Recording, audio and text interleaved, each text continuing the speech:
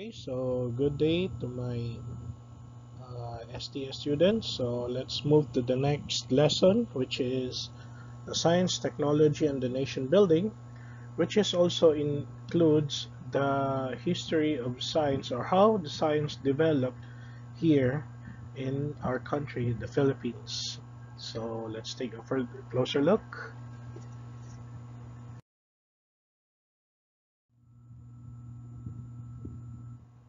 So here in our lesson objectives, so the students should be able to discuss the role of science and technology in the Philippine National Building, so evaluate government policies pertaining to science and technology in terms of their contributions to nation building, and identify the actual science and technology policies of the government and appraise their impact on the development of the Filipino nation. Okay? So going to the brief historical background of science and technology in the Philippines. Before I proceed, that actually, guys, before the coming of the Spaniards, there was no Philippines at the time. No, actually, our country got its name Philippines in honor of King Philip II of Spain, and the Spaniard who gave our country its name Filipinas was Roy Lopez de Villalobos in the year 1544. So here, in the pre-Spanish Philippines, so the early inhabitants of the archipelago had their own belief system and indigenous knowledge system. Anyway, in lesson 5, we will be going to tackle on how indigenous knowledge is being developed here and what does it mean to be indigenous science and technology. Number two is science was observing the way they interpreted the movements of heavenly bodies, even to predict seasons and climates and organizing days, months, and years. So one of the one of the ways, no, how our ancestors predict the seasons, climates, and even the movements of the heavenly bodies. Not only that, they also observe the way they planted their crops and taking care of animals and for food production. The best example is in Banawi rice terraces. No, it's built in 2,500 years ago, or even 500 years before the coming of Christ. So that is one of the ways in in food production, particularly in rice planting. So they built that one for the purpose of planting rice. Number four, they used science in preparing soil for agricultural purposes, like any other ancient cultures. They also developed the tools for planting, hunting, cooking, and fishing, and even fighting their enemies during war and tribal conflicts. And they also developed technologies and creating musical instruments like kubing. What name other instrument that you know? Um, the Metal Age had significant influence on the lives of the early Filipinos. Even the designs of gold and silver jewelry, ceramics, and metal tools proved that their technological ideas helped in the development of the different tools. So in the next slide, you will see the um, one of the excavated jewelry uh, found in Plaza Independencia, because at that time, guys, Plaza Independencia there in Cebu City, Plaza Independencia was used to be the burial ground of our early ancestors long time ago, no, during the pre-colonial era. And one of the jewelries they found up was the gold gold necklace, like shape of the snake skin. Uh, so that is what they discovered there, and then from that, It's made in a shape of the snake skin, and and is now being um, ano ba yan? It is now displayed. eh, Before it was displayed at um, yun sa Museo Sugbo, but today it's now being displayed in Boloon. Mm. Okay, so let's proceed.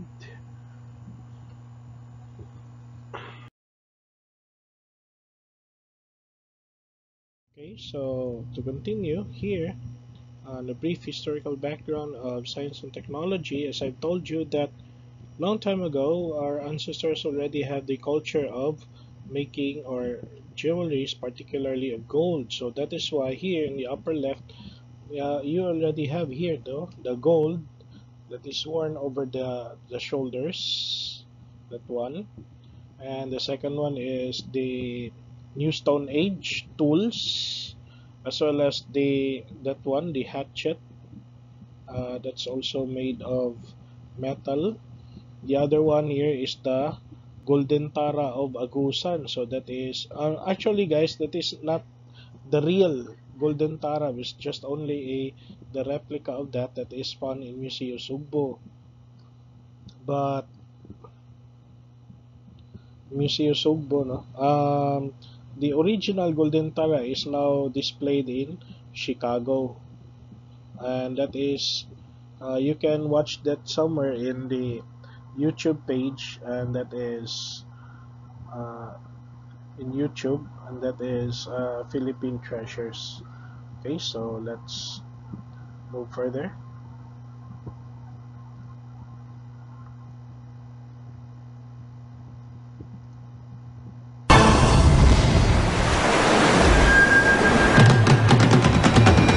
Inilarawan siya ng kasaysayan bilang matapang na dato ng Mactan.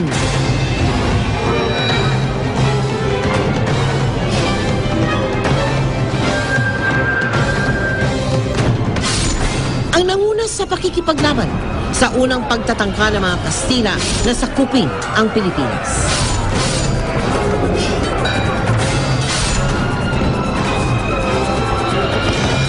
Hindi tulad ng iba nating mga bayani, kaunti lang ang naisulat tungkol sa kanya. Ngunit muling napukaw ang interes sa kanyang pagkatao dahil sa isang natagpuang sinaunang hikaw sa Cebu na sinasabing posible raw pagmamay-ari ni Lapu-Lapu.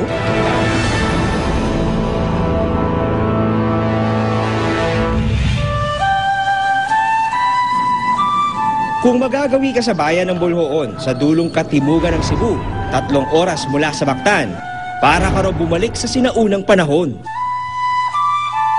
Kaya ang Bolhoon, pinansagang Cebu's Heritage Frontier.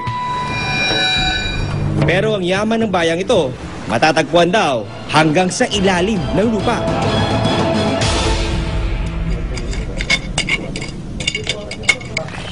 Isang tanghaling tapat nung Hunyo, inabutan namin naghuhukay ang mga archaeologists ng National Museum na sina Jojo Bersales at Ame Garong. Mga dalubhasa sila sa pag-aaral at pagtuklas ng mga sinuunang kultura. Isang ancient burial site ang kanilang nadiskubre, malapit sa isang lumang simbahan. Tinatayang 15 o 16 na siglo na raw ang tanda ng libingang ito. Let's start with the head. Sa halos isang buwang pag-uukay rito ng mga taga-National Museum, 15 bangkay na raw ang kanilang nahanap. These burials help us understand na meron talaga mga tao sa Bolhoon at sa Cebu before the coming of the Spaniards. It helps bolster the belief at the ating facts, no? Ating beliefs na dumating ang mga friars dito because there was a settlement here that could support their lifestyle. Ayon sa mga archaeologists, bago pa man daw tayo masakop ng mga Kastila, may sistema na raw tayo ng paglilibing sa ating mga mahal sa buhay. Isa rito ang paglalagay ng 2 kamay ng mga namayapang babae sa kanilang ari bago sila ilibing. Samantala, pinagkukrus naman daw ang mga braso ng mga lalaki na nakapatong sa kanilang dibdib bilang simbolo raw ng lakas at katapangan. You'll find find the same practice sa Negros and sa Bohol. So right now, even if these islands are jealous of each other's development and progress, we can all unite when we look at the past. Dahil naman daw sa mataas na respeto sa mga yumaong kamag-anak, pinababaunan daw sila ng bagay o gamit na may kinalaman sa kanilang noong nabubuhay pa. Sa paghuhukay ni na Jojo at Ame, may nakuha na raw silang ilang palayok na karaniwan daw ipinababaon sa mga namatay na babae. Patalim o punyal naman ang hawak o nasa tabi ng mga lalaki. Ngunit malaking palaisipan sa mga archaeologist ang nahukay nilang isang bangkay. Bagamat babae raw ito, punyal daw ang hawak ng bangkay at pugot ang ulo nito. Kailangan mo isuot ito eh. Okay. Kasi we need to protect the bones from contamination sa modern times. So. What you can do, you can use sa isang kamay mo. Pwede namang tanggalin. Pwede na siya tanggalin. Hindi naman sin yan. Iyon. Okay. So, ano itong kukunin natin dito? It's a spearhead, I think, or a kind of tool, an iron tool. Squeeze it. Ayun. Paniwala ng mga eksperto, 400 to 500 years old nga itong metal tool na to. At posibleng ginamit to sa pangangaso at self-defense nung taong inilibing dito na napag-alaman na babae din dahil nga doon sa posisyon ng kanyang mga kamay. Tila noon pa man, may matapang na talagang mga babaeng mandirigma. Katulad ng karakter ni Amaya. Samantala, maaaring natutunan daw ng mga taga-Boloon ang paggawa at paggamit ng palayok, ceramics, alahas at punyal sa pakikipagkalakalan nila sa mga kalapit bansa. Isang pruweba nito ang mga nakuhang Chinese at Japanese ceramic.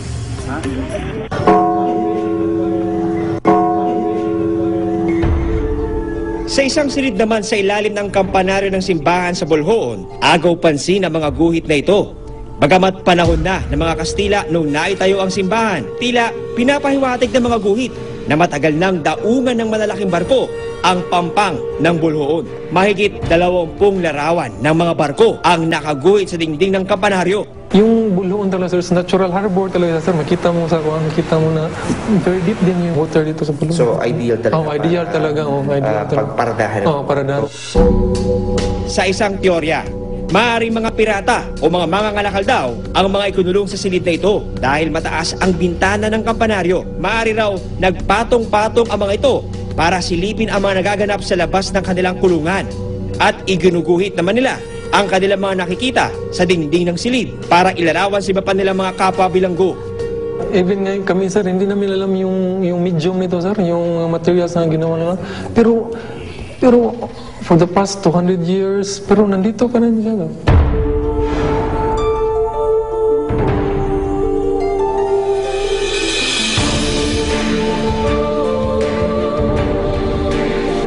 Pero ang pinakamahalagang pamana raw ng mga ninuno ng mga taga-Bolhoon, mga ginto.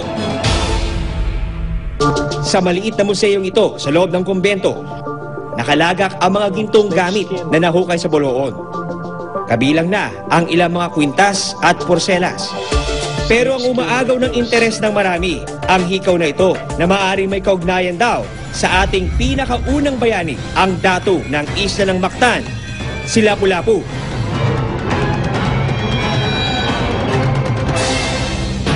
May katangkaran daw ang may suot ng hikaw na ito at maraming nakapalibot na bagay sa kanyang labi. Meron siyang ceramic na bottle at may battery. It's quite unique. And we suspect he was someone important to the community. And this was personal because this was found on the right earlobe, where the earlobe would have been. Posibleng isa rito sa mga maaaring suot ni Lapu-Lapu ng panahon niya. The description of Pigafetta is Lapu-Lapu wore 2 earrings. It would have been like this.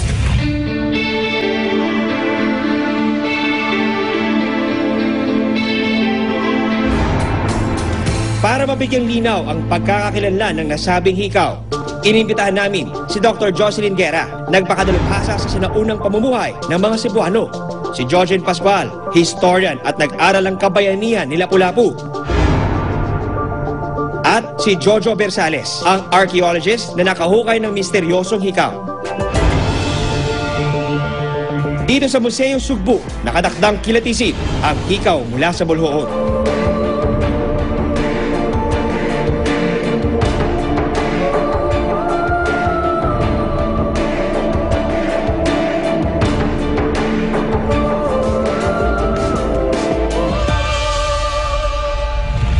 Sir Jojo, dun sa pagkakaposisyon nung burial site, burial number 20, kung yun nagkakamali, kung saan nakita itong gold earring na ito. Pwede nyo bang isilarawan sa amin ano ho yung itsura? Nakaposisyon yung gold earring sa left side yata ng burial. And medyo matangkad siya than the normal burials. At medyo bata, mga around 25 to 30 years old. Strong yung mga bones niya. Lalaking lalaki ang dating. At hindi lang sila Lapu-Lapu ang pangalang lumitaw sa diskusyong iyon. The Spaniards came to the shores of Cebu.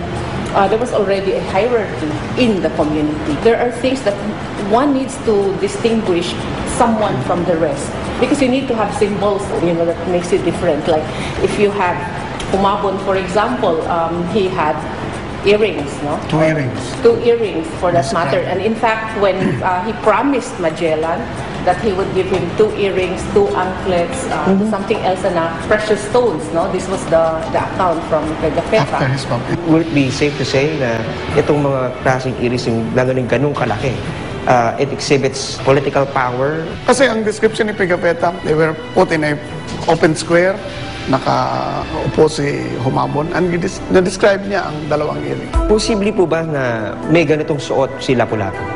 Oh yes, of course. Oh, he would have worn that. But we do not know if he wore it during battle, kasi magdadangle yan eh. History and archaeology is like putting together a jigsaw puzzle of 1,000 pieces and we only have 5 pieces. There really is no account of Lapu-Lapu. Lapu-Lapu. The only time was when they had the battle of what we know today is Battle of Mactan. Kung posibleng kay Humabon, posibleng kay Lapu-Lapu rin, sir. If you stretch your imagination further, possibly, but yeah, that's possible.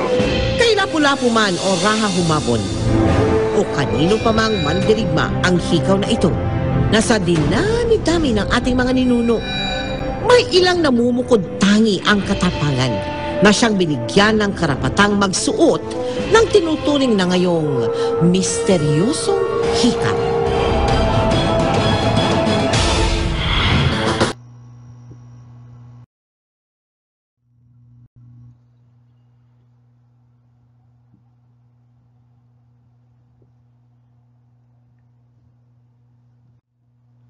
Okay, so in the Spanish era, the Spaniards brought with them their own culture and practices. So they established schools for boys and girls, introduced the concept of subjects and disciplines. Is the beginning of the formal science and technology in the country, known as the School of Science and Technology. The Filipinos developed ways to replicate the technology brought by the Spaniards using indigenous materials. So the medicine and advanced science were introduced in the formal colleges, no? And universities established by the Catholic orders. So the best example is Jose Rizal when he studied medicine in UST. So after he graduated his high school degree in Ateneo, he proceed to study in philosophy, some courses in philosophy, and then later on he studied medicine in UST. But however, he stopped schooling due to one of the reasons why he stopped schooling in UST, due to the bullying as well as racial discrimination among his Spanish classmates and the Spanish friars during the time. So he stopped schooling, and eventually he decided to proceed his medical education in Madrid, Spain. Now, the galleon trade had brought additional technology and development in the Philippines, but actually, guys, contrary to the popular belief, galleon trade, no, as I've said, galleon trade did not start in Manila. It started here in Cebu City. And also, Filipino students were able to study in Europe and contributed the advancement of medicine, engineering, arts, music, and literature. No, the best example here is Jose Rizal, the Nolian de Elfile, um, General Luna, before he became a general, he studied in Spain chemistry. No, he studied chemistry. Juan Luna is known as the painter. Uh, Trinidad Pardo de Tavera, and among others.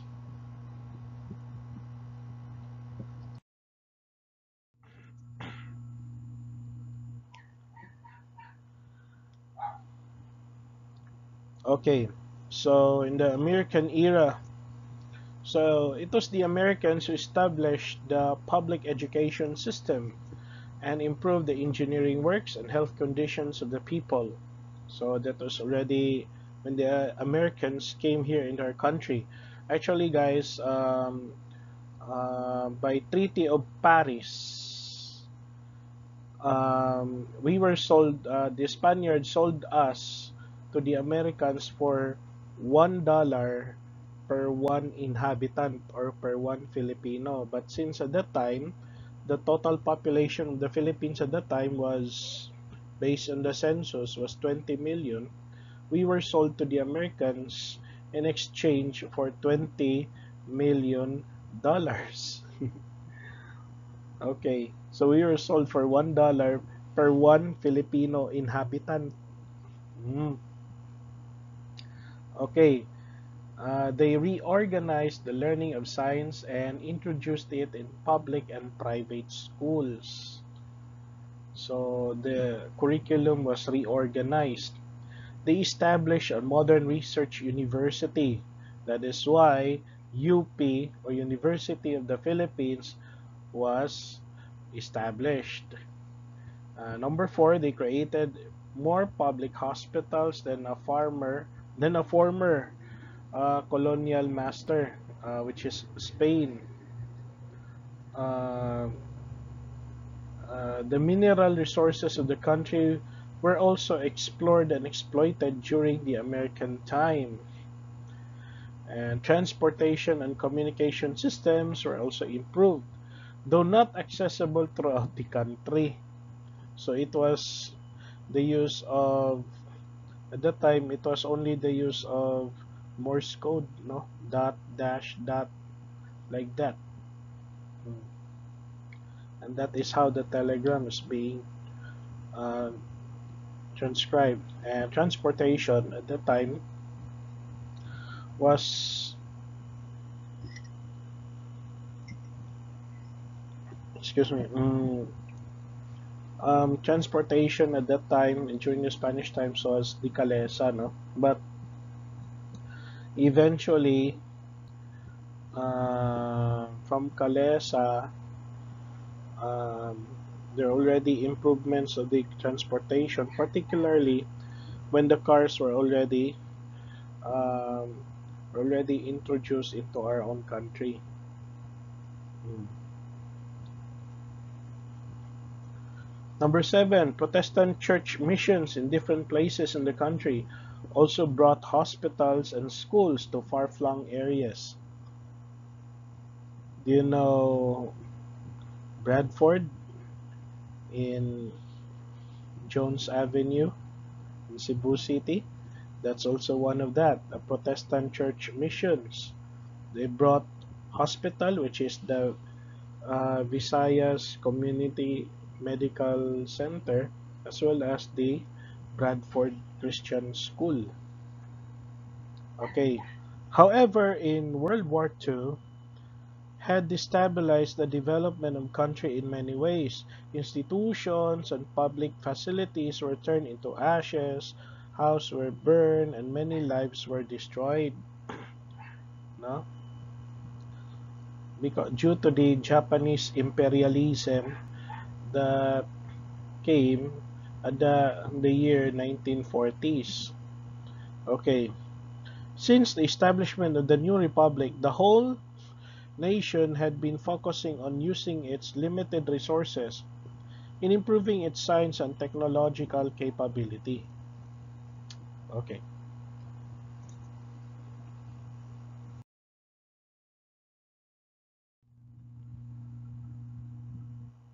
So, what are the government policies on science and technology? The Philippine government introduced and implemented several programs, projects, and policies to boost the area of science and technology. The goal is to prepare the whole country and its people to meet the demands of a technologically driven world and capacitate the people to live in a world driven by science. So here, the National Research Council of the Philippines, NCRP, clustered these policies into four, namely, number one, social sciences, humanities, education, international policies, and governance. Number two, physics, engineering, and industrial research, earth and space sciences, and mathematics. Number three, medical, chemical, and pharmaceutical sciences. Number four, biological sciences, agriculture, and forestry.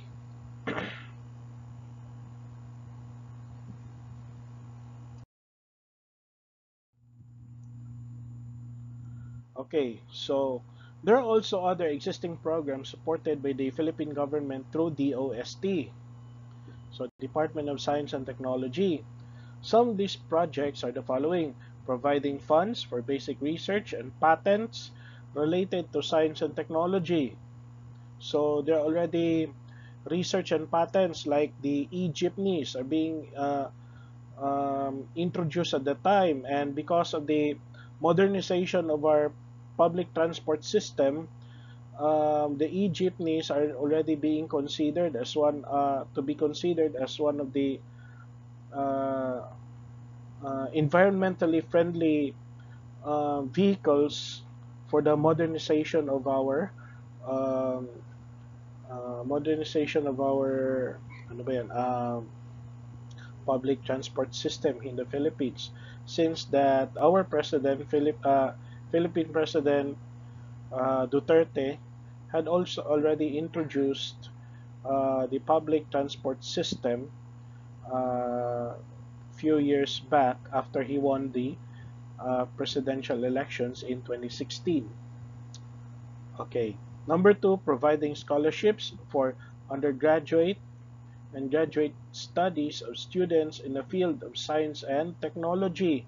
The best example is my cousin uh, who was who was a scholar of DOST, and yet he was also studied metallurgical engineering in UP Diliman. So actually, guys, DOST can also provide scholarships both for undergraduate and even postgraduate studies of students if your subject or course that you're taking is in the field of science and technology. Number three, establishing more branches of Philippine Science High School system. So that is why here in Cebu we have um, uh, National Science High in somewhere in Labangon, no? And also Balik Scientist program to encourage Filipino scientists abroad to come home and work in the Philippines. Developing science and technology parks in academic campuses to encourage academe and industry partnerships. And lastly, the establishment of National Science Complex and National Engineering Complex within the University of the Philippines campus in Diliman, in UP Diliman. And I also have to add there that there's also already a bill passed by the Congress because of the COVID-19. We Our lawmakers already discovered or learned that we have the lack of the frontliners, especially the medical doctors in our country, because some of our medical doctors are studying nursing in order to uh, look for a greener pasture abroad. So, because of that, we had a lack of medical doctors here in the Philippines. So here, because of that, they passed a bill about the bill on providing scholarships to students who are um, studying medicine anywhere here in the Philippines. So whether private school or public school, you are availed you can be availed of the scholarship program to study medicine.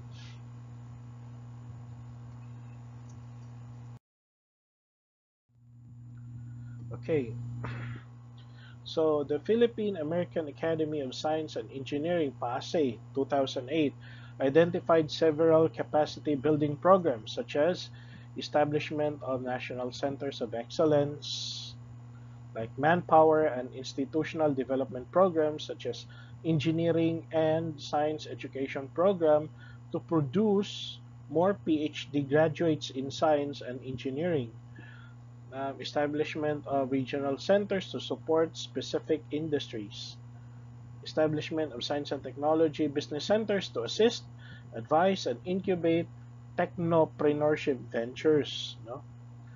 Strengthen science education at an early age through Philippine Science High School system. So that is why there's also a public school wherein wherein the curriculum is more strongly focused on science and technology.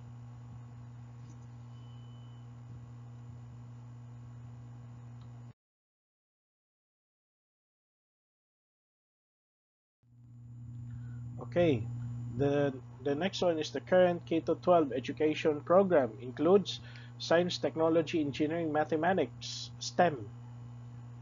So, Commission on Higher Education has launched its Philippine California Advanced Research Institutes project to strengthen the STEM competitiveness in our country. It's because in the past curriculum, actually, guys, we're already behind, no, in the world concerning about our knowledge of science and technology. And not only that, the DepEd program has already introduced robotics to the senior high school curriculum program. So robotics is now being introduced. So to those who are of you who have mga igagaw, mga pinsan nyo na younger pa sa inyo, sooner or later they will be learned on how to build robots, no, to build a robotics project in senior high school. Okay, let's proceed. So the Philippine Congress, so the Congress, no, both in the lower house, which is the House of Representatives, and the Senate, has also created various laws related to science and technology. These laws vary according to different themes such as conservation, health related, technology building, and supporting basic research, among others. One of these laws, in line with international treaties such as United Nations, the UN, United Nations Educational uh, and Cultural Organization.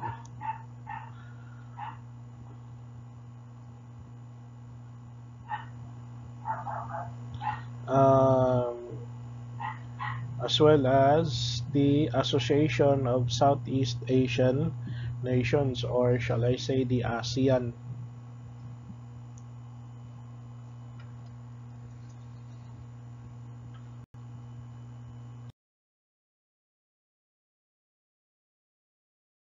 So, who are the first or who are the famous Filipinos in the field of science? The first one is Ramon Cabanos Barba, who's outstanding in the research on tissue culture in the Philippine mangroves. The next one is Josefino Casas Comiso for his works in observing the characteristics of Antarctica using satellite images.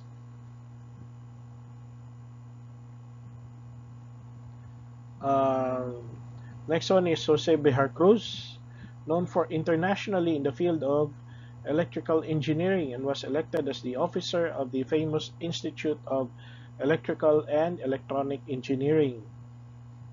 And lastly, Lourdes Hansoy Cruz, notable for her research on sea snail venom.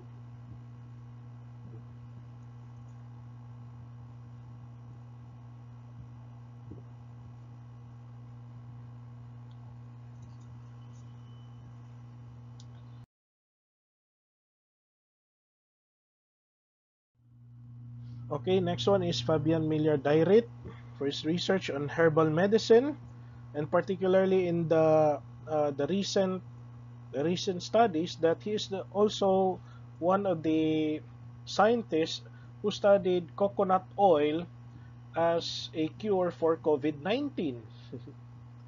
Okay, next is Rafael Dineros Guerrero III for his research on tilapia culture,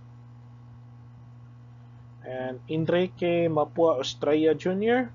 for the invention of meconium drugs testing. Next one is Lilian Formalejo Patena for doing research on plant biotechnology. Marijo Panganiban Ruiz for being outstanding educator and graph theorist. And lastly, Gregory Ligot Tangonan for his research in the field of communications technology. So we also have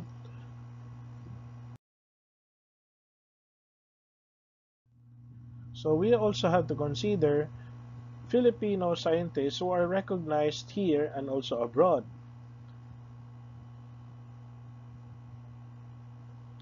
So Cesar Saloma, so it's internationally renowned physicist. Edgardo Gomez, for being a famous scientist in marine science. William Padolina, a chemistry and president of National Academy of Science and Technology, as well as Angel Alcala, so a marine scientist.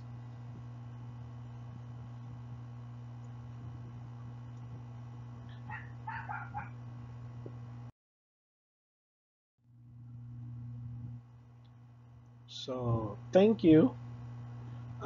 Please don't forget to like, share, and subscribe to my YouTube page for more videos on STS 101 subject. Thank you very much. I'm Sean Silvio Alquilita. So see you in the next video.